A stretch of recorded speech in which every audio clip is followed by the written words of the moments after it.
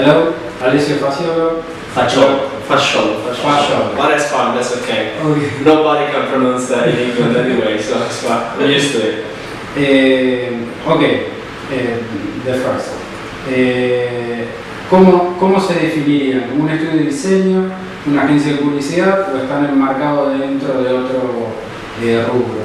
So the question would be, how would you define your brand as a graphic design studio, advertisement agency, or another category? Right. We're going through this at the moment. Actually, we're trying to find the identity of the company because the company is changing a little bit. So we're kind of like we're asking ourselves, what we are doing, what we want to do next. What is the projection of the company in the future? And there's a kind of nice definition going around at the moment that is something like we create digital experiences. So basically we try to create something that helps users or anyone that is using the products that we are creating or the interfaces that we are creating to enjoy the experience. Ok. Bueno, ¿qué tipo de trabajo realizan en el estudio? So which kind of jobs do you do at the studio? I am the creative director at the moment at the studio, and I lead the design team.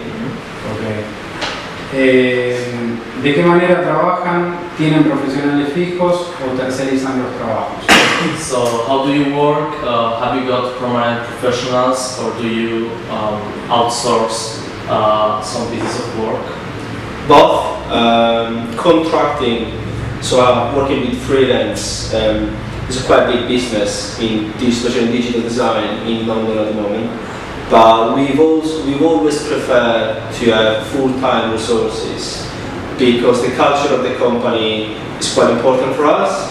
And obviously, if you've got someone working full-time, becomes part of the team, becomes part of the company community, and it's much better to kind of like deliver something that really represents the company. So let's say that we try to have full-time resources as much as we could. Then obviously, every now and then we've got someone else helping us, freelancing. But for most of the cases for very specific jobs, so we've got illustrators that come to help us. We've got directors or crews for filming, and every now and then extra resources if you've got more work, than usual. But yeah, we try to have full-time people as much as we could. Okay. ¿Qué tecnologías utilizan para trabajar? Software y tipos de computadoras. So which technologies do we use to work? Software or computers? Imagine Uber as a company split in three big departments.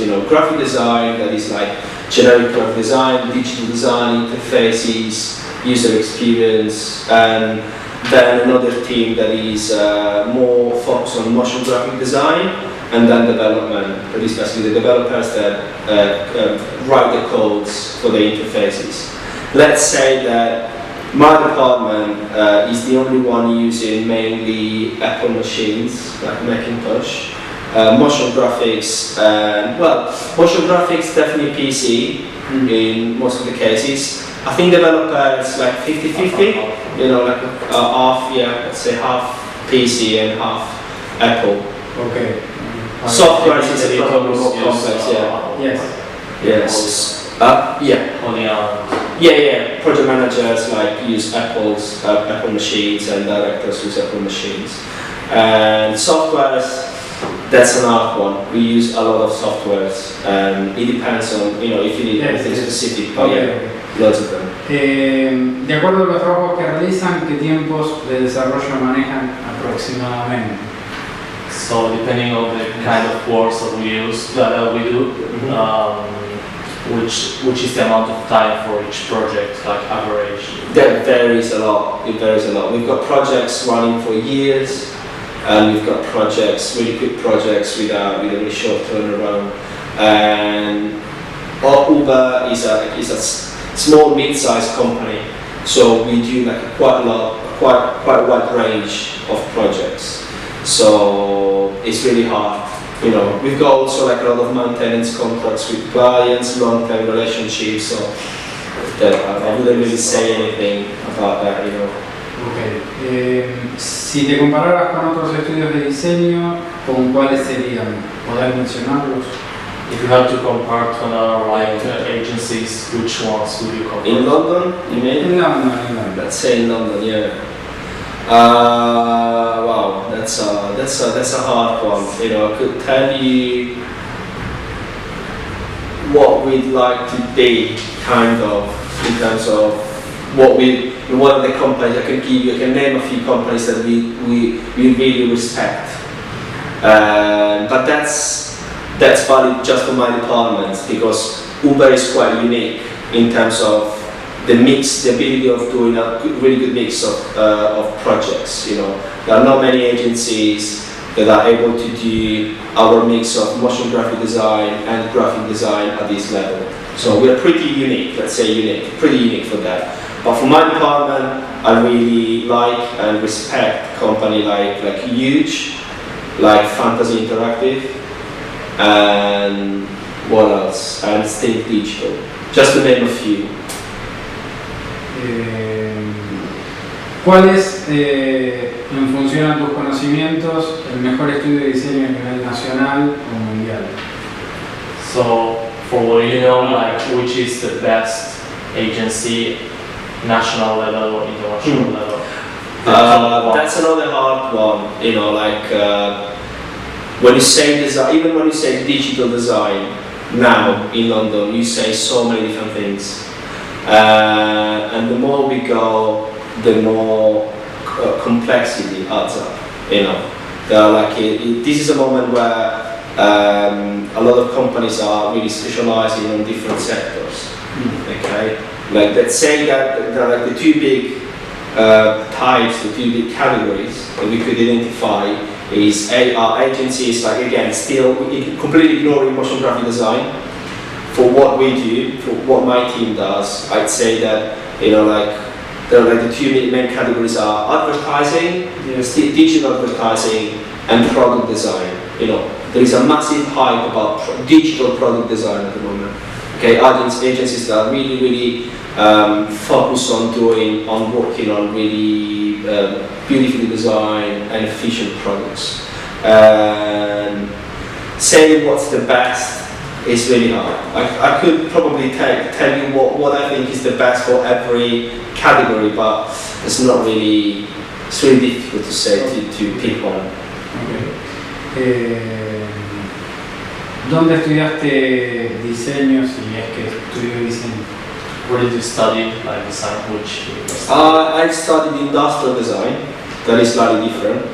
And then I slightly moved towards graphic design during my career. So I'd say that I'm self-taught in terms of graphic design. But I can tell that now that product design, digital product design is becoming bigger.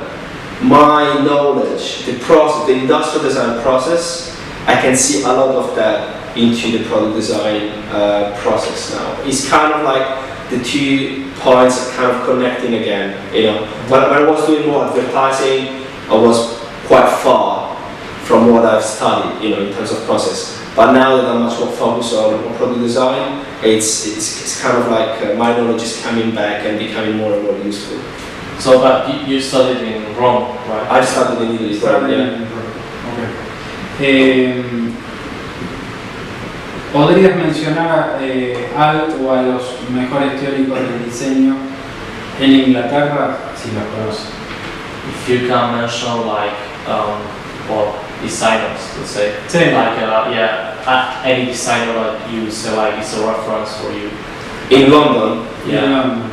Oh my god, that's a hard one. Antes del estudio.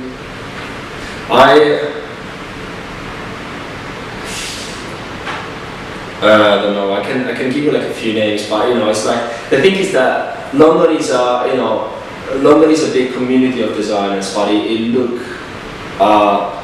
the kind of international community so much that it's difficult now. You know, you don't really have barriers. You know, you don't really, you know, it's like I can name a few, but you know, I just realized now that one of my best lives in New York, and then from everywhere. From everywhere, okay, from everywhere. I think really good people are Tobias von Schneider. He's originally from Germany or Austria, and now he works in New York. He's the former design director at Spotify, and now he's an entrepreneur, and he's working on beautiful products, and he's a really brilliant guy. I'd say that there's a lot of hype. You know, he's always in the biggest kind of like events and stuff like that. He does really good talks, and he's a big name now. Okay. But he's really young. He's probably younger than me. ¿Cuál ha sido tu mayor desafío en un proyecto de diseño y comunicación en el estudio? Which was your most like how to say your biggest challenge in a design and communication project here at Uber? Biggest challenge. A big challenge is being up to date with trends and technology. I think the weak point is also the good point. You know, like there is for digital design, probably London is the best market in the world at the moment, along with New York and with the US West Coast, with San Francisco. So the good point is that there are loads of money and big investments. That sometimes is the weak point as well, because the competition is really hard, and you know, you might need to compromise, you know, like quality sometimes because of money. But I'd say that, you know, being in London now is a huge opportunity, you know, especially because of the international aspect. But I really hope it's not going to change after the Brexit. So. ¿Qué imagen tienen de Argentina? ¿La conocen? If you know something about Argentina, like which is your perception about? From a professional point of view. Yes. There should be more, should be stronger. There's not much. There's nothing really iconic. In general, no? No, I mean, it's like the way. That's what I'm saying. I'm sure that now when I've done some research after, you know, Francisco joined, just to try to understand what is his heritage, and I've discovered a lot of really good agencies. But I needed to search really hard. It's not something that is obvious and that is really mainstream. You know, there is not really a huge influence or a lot of stuff coming, you know, to London or to UK in general, to the kind of design mainstream. Massively iconic from Argentina. It's a shame. I know that there are like really good agencies there. En tu caso, ¿has viajado a la Argentina? Si es así, ¿qué impresión te llevaste? If you ever traveled to Argentina? No, I've never been, unfortunately. No. Okay. ¿Y del diseño en Argentina, puntualmente? Because the previous question was more in general, and this one is, okay. So about the design again, as I said before, there's not much like, or at least there's not much that I do know, or did I you know, that did know before doing some research after Francisco joined. So in general, Argentina, like from a political perspective and kind of like cultural perspective. I think we probably know the kind of the main thing, you know, a bit of cliches and stuff like that. But there is not a huge connection. But in general, like Latin America, you know, it's like it's not always in the British headlines, you know, newspaper headlines. If there's nothing huge happening, you know. ¿Han evaluado tener una filial en Argentina? If you evaluated to have any kind of branch in Argentina? We've never considered that. It's not usual. I've seen big agencies opening offices more in Brazil, for example, really? in South America. That's more common because, like, São Paulo, especially São Paulo, like big cities in Brazil, they had like a massive boost for the design business in the past, let's say 5-10 years. Now it's kind of slowing down a little bit because obviously their economy is really unstable. But I've seen that happening in the past few years, much more than Argentina. So I'd say that if I should mention, that's probably the sense of your question. If I should mention a country or a city that is kind of like iconic, or that is the reference of graphic design for European, I'd say Brazil. I'd say Brazil. Only 3 questions more. Yeah, that's fine. Con respecto a la tipografía, ¿suelen comprar fuentes o se manejan con fuentes libres? So if you use like free fonts or if we buy fonts? We use a lot of free fonts, we use a lot of Google fonts that are really good for digital stuff, for websites, but we do also buy a lot of fonts, you know, the kind of license restrictions, especially now that we work with big clients, you can't really cheat on that, you know, so we do buy a lot of fonts. De acuerdo a tu visión, ¿podrías decir hacia dónde se proyecta el diseño en Londres y a nivel mundial? From your point of view, if you have any vision of how is graphic design being projected in the future for, you know, in the UK or internationally? I think now, well, now UK and London in particular is doing very well. I think that, you know, the latest political news about Brexit might change a lot. It could have a huge impact because a lot of, especially for our business, like startups and investments in innovation and technology, these type of investments are really attracted by political and economical stability and obviously convenient tax systems. It is like that now, it's been like that so far, and that's why that business, that business has been growing so much in the past 10 years. But now it could stop or it could slow down if they don't manage the Brexit or whatever is going to happen properly. That could have a huge impact, yeah. Okay. And the last, ¿conoces cuántos años tiene el diseño a nivel profesional en Inglaterra? So for how many years this graphic design has been like developed professionally in the UK? If you know how many years has the Do you mean it's been like in the past? Yeah. Do you mean what type of graphic? Do you mean digital design or graphic design in general? Teaching design. Digital design. I think digital design. I think that the past 15 years, like 10 years, have been really crucial. I moved to London 7 years ago, and it was just the beginning of the kind of like massive growth, because the last recession in 2008, it gave a massive kick-off to digital design, because a lot of agencies and businesses, a lot of businesses started to they stopped giving investment, investing in traditional advertising because the budgets were decreasing in size. So with less money, they needed to optimize more the budgets, and they started thinking, oh, what can we do now?